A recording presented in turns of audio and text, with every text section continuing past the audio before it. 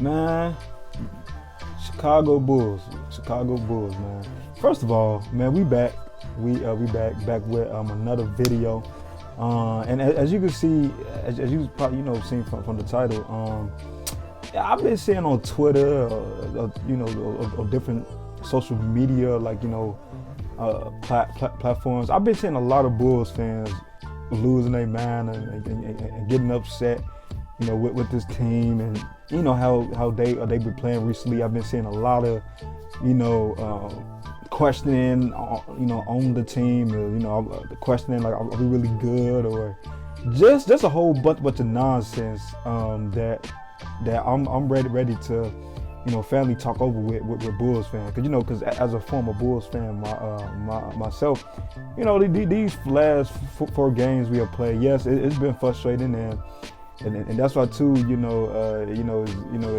it probably took me a long time to like address this type of issue, because for me, I had to like sit back, myself and have some perspective, instead of just going, at this situation with like an angry mindset. So I feel like it's best for me to sit back and view everything in perspective,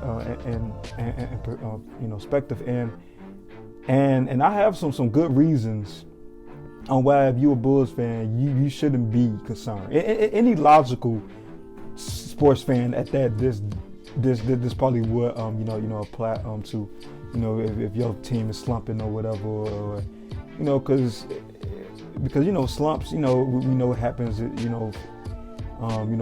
death and reasons, whether that be for injuries or whatever. But I'm gonna get into it. If you're a Bulls fan, or if you just love the NBA in general, man, hit the like button, man. Hit the like button. Smash that like button. And subscribe to the channel, man, if you a fan of the NBA, or if you're a Bulls fan. But I'm gonna get into it. So the number one reason, like Bulls fans have to remember that the Bulls are currently without three starters right now. Over this four game stretch. Now minus the Brooklyn game because we had Zach, but other than that, over these games, two and the Brooklyn game, we did have Zach Enzo. So, but over these last couple of games, we are with are missing our starters, and that's Zach, Zoe, and Javonte Green, and let's be real, those are key pieces to what this Bulls team does. Like, as y'all know, Lonzo, he provides 3-point shooting for us. He provides playmaking, and he provides and then too, we already know what he gives us on the defensive end. So number one, you're missing that, and number two, you're missing your number two scorer, Zach LaVine, who's averaging like 26 a game. So you taking out. So you taking that out the lineup. And number three, you missing Javonte Green, who's actually really important for us as far as an energy standpoint. Like, he's a guy that, like, for some reason when he's in, he just elevates everybody's game. Just from his energy alone. So you missing that key piece. So so that's something number one that Bulls fans have to remember. Yes, I understand like losing these games after fashion we've been losing. It sucks, but trust me, it's gonna get better. It's gonna get better. Trust me on that, Bulls fans. So number two, this kind of we missing key rotation pieces, man. Number one, you missing Alex Caruso. You missing Derrick Jones Jr. You missing Tyler Cook. That's also a name that I don't think y'all was probably expecting me to say, but Tyler Cook, before he went down with that ankle injury, was a key piece to our rotation as far as a big who we can put in situations where if a team got like a certain big that Tony, like, it would probably be like a bad matchup for Tony Bradley because of like his foot speed and stuff, and pick and roll situation. Tyler Cook was a serviceable big who can like switch on pretty much anybody and still be able to defend at like a solid level. But unfortunately he went out with an ankle injury, so that's a key piece. We already know what Alex Caruso brings, from his toughness, his energy, his defense. Coming off the bench, you missing that coming off the bench.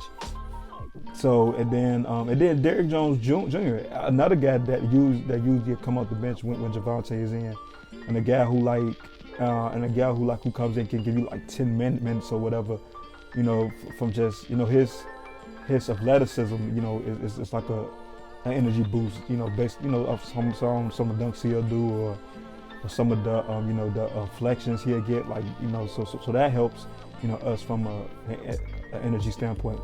And you missing that, so like I said, you missing key rotation pieces, and you asking guys like Hill and some of these other guys to be, you putting them in positions where they are not comfortable, because you missing so many guys. So you asking them to play these crazy roles, and you asking them to play like 30 minutes a night down there because you just missing so many guys. So from that standpoint, you can see why we have looked at like terrible, whether it be on the defensive end or just play overall, because you're just missing key components to this team that like I said, you guys have to remember that why we've been kind of struggling right now.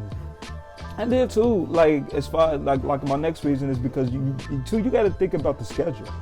Like now I know this number is probably wrong, but I think we have been playing like 4 games and like 7 nights or something like that. I'm pretty sure that's I got that mixed up, but it's some in that ballpark where we playing a whole bunch of games where it's just coming right at you. Like we'll have a day off, and the next a game, have a day off, next we got another game. Like so from that standpoint, like it's easy to see why we struggling where and something I like saying, if you a coach for any team or any professional